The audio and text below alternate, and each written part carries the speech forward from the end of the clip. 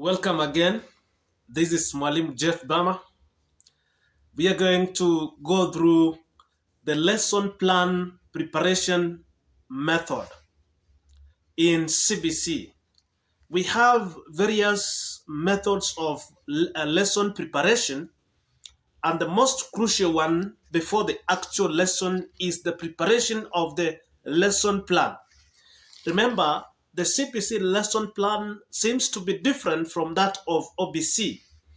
And we have to look at the stages that are followed for you to have the best lesson plan.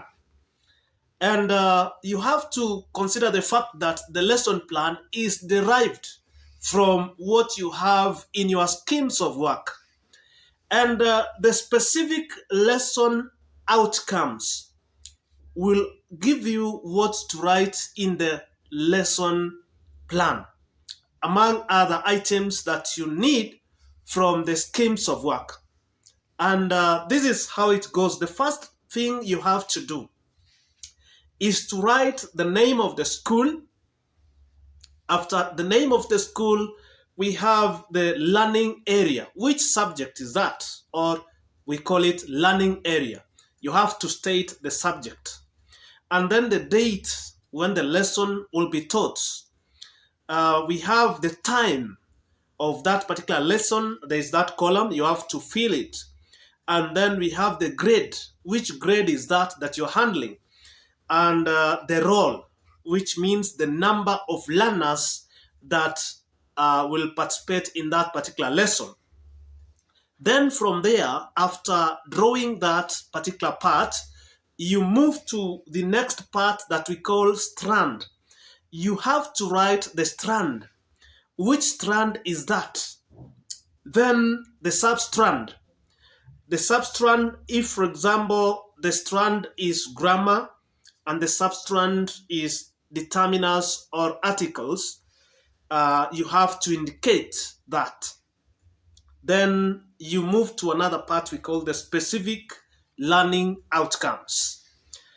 In the specific learning outcomes, remember, it is talked about this way, that you have to start by writing by the end of the lesson, the learner should be able to, then you indicate that specific learning outcome. And remember that learning outcome, as I have stated earlier, it comes or it is drawn from the schemes of work.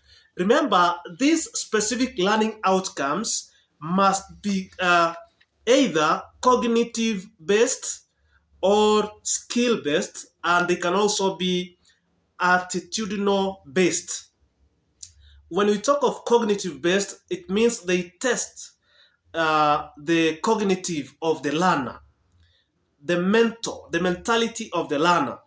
And the skill based, it means that they will test the skills of the learner. And then the attitudinal based, it means that they will test the attitude of the learner. And then after that, you have to move to another part that we call the learning experience. Learning experience, here you have to also derive it from or draw it from the lesson or schemes of the work. Schemes of work that you must have prepared before the actual lesson. And after the learning experience, remember this learning experience is the main lesson. Now it is what states or what shows what should be done within the lesson. And then we have the key inquiry question. There you have to state that particular question that you also draw from the schemes of work in that given lesson. And then we have the learning resources. The learning resources also are stated in the schemes of work, and they have to be drawn from there for them to be in this lesson plan. After that, you move to another part that we call the organization of learning. This means that you have to state where the learning will take place. If the learning will take place indoors, you have to state that if there are activities that will allow the lesson to be taking place out of class or out of the classroom, it means that you have to indicate the places where the learning will take place. Then after that, you move to another part that we call the lesson introduction. In the lesson introduction, here you have to state how the lesson will be introduced. What are you going to do to introduce your lesson in the right way so that you will take the attention or attract the attention of the learners, and also welcome them for learning, prepare their mindset that they are now in a lesson where they're going to learn, not to be taught. So you have to maybe write, maybe you can start with a song in relation to the outcomes or in relation to what is expected of them within that particular lesson. You have to start a very good introduction.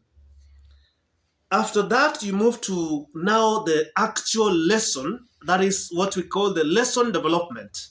In the lesson development, we have some parts, which are three.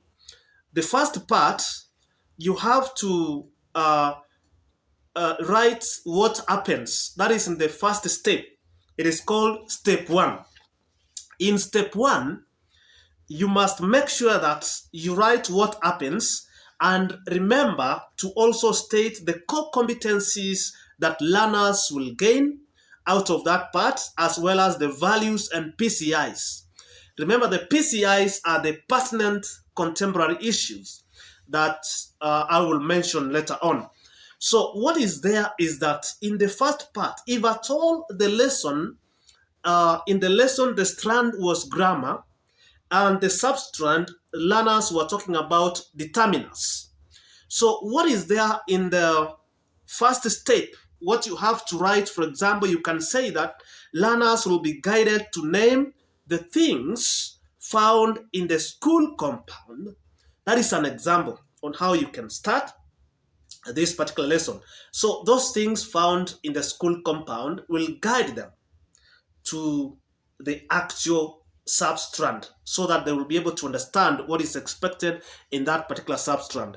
Then you go ahead and talk of what they will gain in terms of the competencies, that is the core competencies, the values, and the PCIs. You must mention the core competencies that learners will gain, the values, and also after the values, whatever they will learn from here. Core competencies, as I've said, the values, and the PCIs. The PCIs, remember, they are called the pertinent contemporary issues. All those you must mention in each step in this actual lesson process. So you can go ahead and say that they will develop the core competency of critical thinking and problem solving. They will nurture the value of respect and address the PCI of peer education and environmental education. So when you mention things to do with learners observing what is in the surroundings, there it means the PCI has to be environmental education, and because they will do these things together, the values they will gain from here. There is that value of respect because they have to respect one another. They will gain, they will nurture that value. And then the core competency that they will gain from this is critical thinking, because they will be told to observe and also maybe name some of those items that they observe from the school compound. Now, after that, you move to step two. In step two, learners will be guided to read a text while identifying definite and indefinite articles. Now remember, my example is talking about grammar. Grammar is the strand, and the substrand we are talking about determinants. And these determinants, we are basing our lesson on articles. So in this second step, if you talk about learners will be guided to read a text while identifying definite and indefinite articles are, and they. They will develop the core competency of learning to learn, learning to learn, as they read to identify articles from the text. Learning to learn, it means that as they read to identify those articles from the text, they are just learning to learn. That is a core competency that they will gain in that process. In addition, they will nurture the value of unity. This value of unity is nurtured here because they will do it together. As they read together in groups, they nurture that value of unity. They will also address the PCI of literacy skills. The PCI of literacy skills. This PCI of literacy skills comes because they are reading to understand and to also get some knowledge about articles from the text. So it is good that you understand the core competencies that learners are expected to gain. You understand the values and the PCIs that they are able to learn from each step of a lesson. Then the third step, step 3 of the lesson plan. Learners, according to our lesson, the one I've given as an example, remember we are talking about grammar and the substrand. The substrand is determiners, and we have based our lesson on articles. So learners are guided to match articles with nouns. There is now matching. They are now matching these articles with nouns. They will develop the core competency of critical thinking as they match those articles with nouns. They will now develop that core competency of critical thinking because they have to match the nouns with unknowns. So there is that critical thinking core competency that they will learn out of that. They will nurture the value that they will nurture here is love, the value of love, because they are doing it together. They will show that love to one another as they do this work together.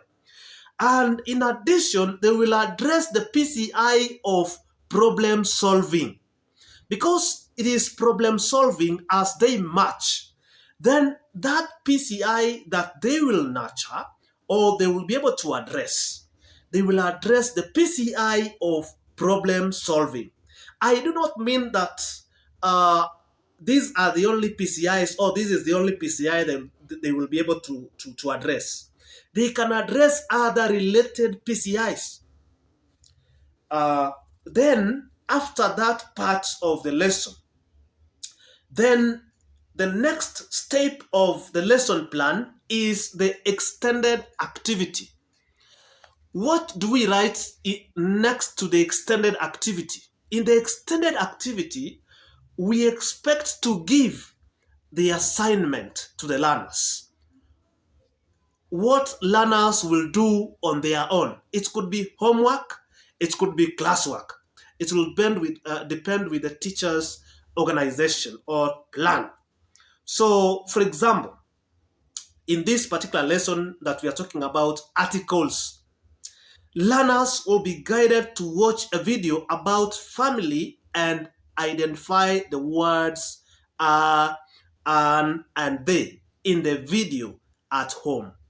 So it means that according to this particular lesson, I have decided that the extended activity will be done at home.